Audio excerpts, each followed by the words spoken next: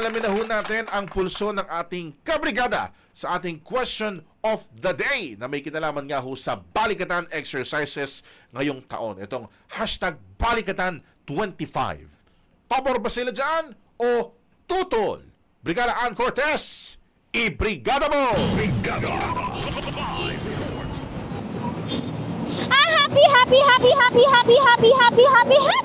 Happy Monday mga kabrigada. Hoy, tanong na kanina ka to, Brigada Governor, Brigada Haji. At ito na nga na Brigada Governor, Brigada Haji, since we're back. At syempre, nakapag-recharge na tayo. At talaga naman, for the go-go na tayo nagpunta sa kagilid-giliran at kasingit-singitan ng Metro and Mega Manila para tanungin sila sa ating question for today na kung sila nga ba ang tatanungin, pabor nga ba sila na makasama ng Pilipinas ang Amerika dito sa balikatan exercise. Para doon sa mga kabrigada natin, syempre, para maintindihan ano nga ba itong balikatan exercise, ito yung mismo nagsasama yung mga iba't ibang bansa para magkaroon ng training. Hindi lang siya basta sa digmaan, but at the same time kapag may mga sakuna kung paanong response. At nagtanungin natin sila kung sila nga ba pabor dito, ito ang kanilang naging kasagutan. Hindi po. Kasi tayo, magkaroon tayo ng sarili nating dignidad.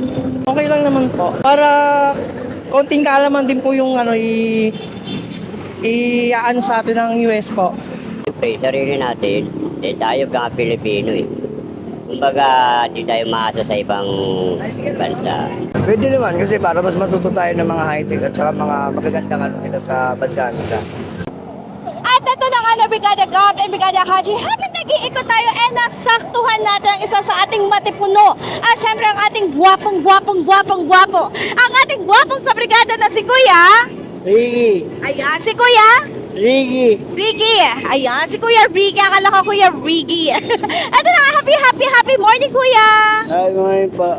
Ayan, ito na nga kuya, no? Kasi today po ang start ng balikatan exercise. Doon sa mga kabrigada natin, no? In layman's term, ito yung nagkakaroon po sila ng joint training, kumbaga, nagsasama sa pagte-training. Kayo, sir, pabor po ba kayo na makasama ng Pilipinas sa training itong US? Opo. Bakit, sir?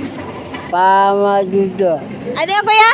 Madudo, mapipipino. Para matuto ang Pilipino. Ano bang magandang matutunan natin from this US? Pag-training.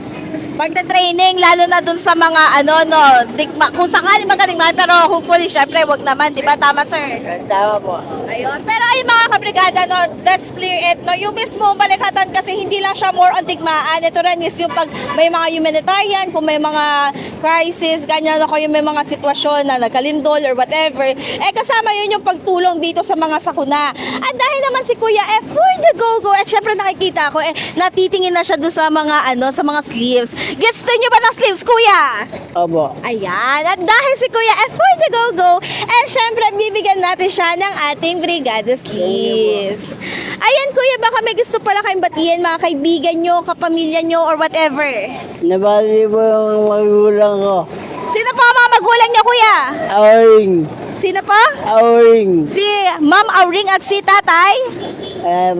Wala si Tatay. Pero ayan, thank you so much, Kuya. Ingat po kayo.